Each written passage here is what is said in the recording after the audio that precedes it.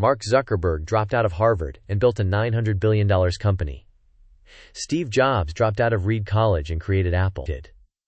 Bill Gates dropped out of Harvard and became the world's richest man. So why are you still in school? Here's what they're not telling you.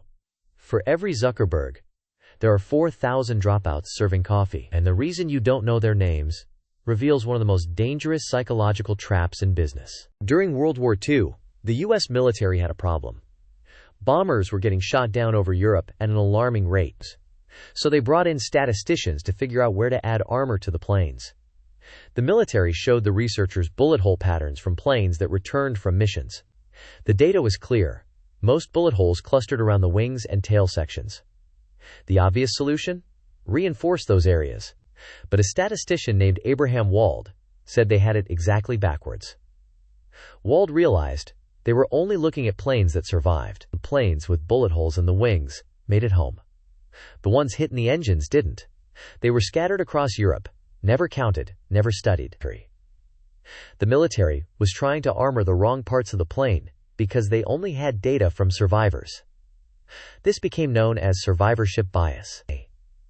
And it's the same psychological trap that makes millions of people make catastrophically bad decisions about education and business. Here's how it works in your brain. You naturally pay attention to visible successes. They're loud. They're celebrated. They write autobiographies. But failures are invisible. They don't get book deals. They don't give TED Talks. Your brain builds a model of reality based only on what it can see. This isn't stupidity. It's a fundamental quirk of human cognition. We can only learn from examples we're exposed to. And in startup culture, we're only ever exposed to the winners. When you read that Zuckerberg dropped out of Harvard, your brain doesn't automatically calculate the base rate. It doesn't ask, what percentage of Harvard dropouts become billionaires? It just sees the shiny outcome and reverse engineers a story. Drop out, work hard, become billionaire. Simple, right? Except you're studying the planes that made it home. You're ignoring the ones with holes in the engine. Let's talk about what happened to the dropouts you've never heard of. In 2011, Peter Thiel, the PayPal co-founder and early Facebook investor, launched something called the Thiel Fellowship. The premise was pure survivorship bias in action. Thiel would pay promising young people $100,000 to drop out of college and start companies instead. The message was clear. College is a waste of time for real innovators. The media loved it. Here was a billionaire putting his money where his mouth was. Over the next decade, Thiel funded 271 fellows. Now, Thiel and his organization highlighted the winners. Vitalik Buterin, who went on to create Ethereum. Dylan Field, who built Figma and sold it to Adobe for $20 billion. Austin Russell, who became the world's youngest self-made billionaire with his company Luminar. These stories got written up everywhere. TechCrunch, Forbes, Wired. But here's what didn't make headlines.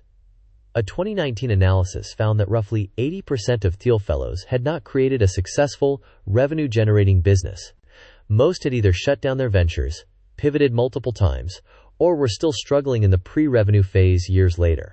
And these were hand-selected, funded individuals with elite connections and mentorship. Imagine the success rate without the Thiel network and $100,000 in capital. Meanwhile, data from the U.S. Census Bureau shows that college graduates earn, on average, 84% more over their lifetimes than high school graduates. That's roughly $1.2 million for an associate degree holder and $2.8 million more for a bachelor's degree holder. The numbers aren't even close.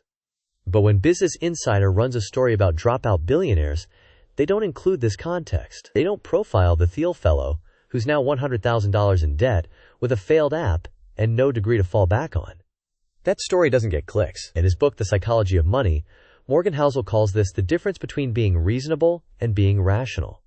Rationally, the data says stay in school. Reasonably, humans make decisions based on the stories they hear, not the statistics they don't. Here's where survivorship bias gets really expensive. Because it's not just about education decisions. It shapes how we think about business strategy, investment, and risk-taking across the board. Consider the mutual fund industry. When researchers try to study long-term fund performance, they run into a problem. About 50% of mutual funds disappear every decade, and it's not random which ones vanish. It's the worst performers. Fund companies quietly close or merge their losing funds into better ones.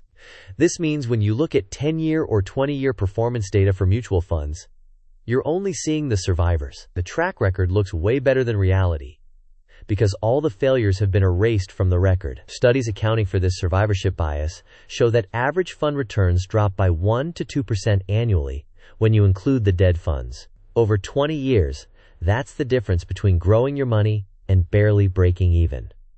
Or take startup advice. Y Combinator, the prestigious startup accelerator, has funded over 4,000 companies since 2005.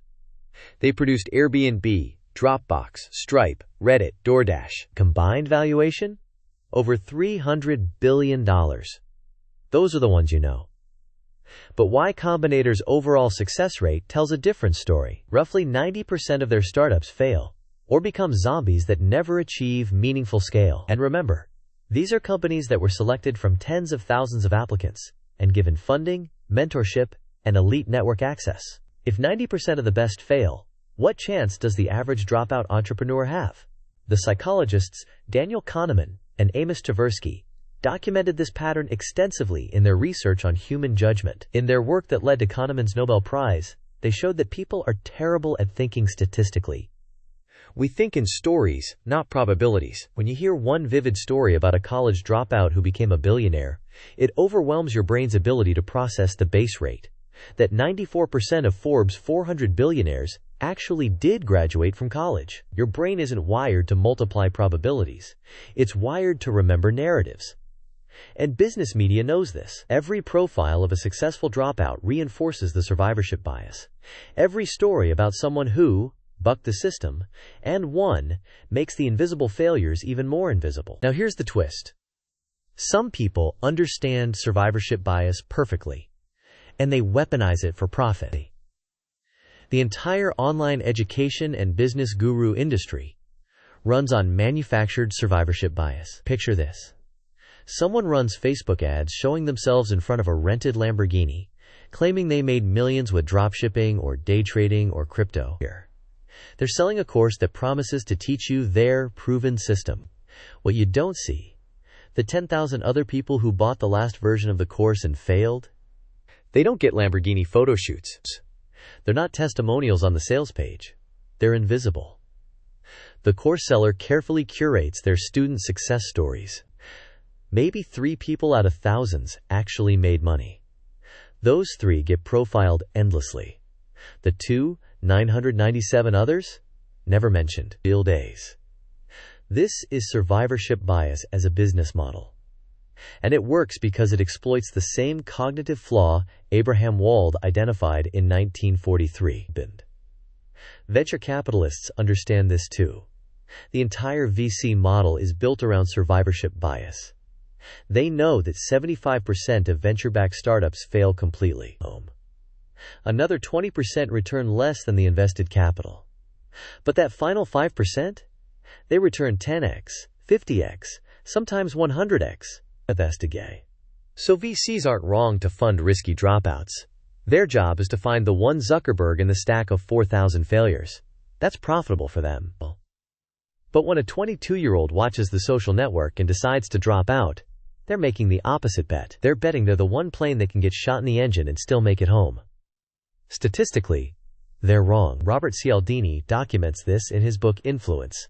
In the chapter on social proof, we look at what successful people do and copy it, not realizing that we're only seeing the successful people.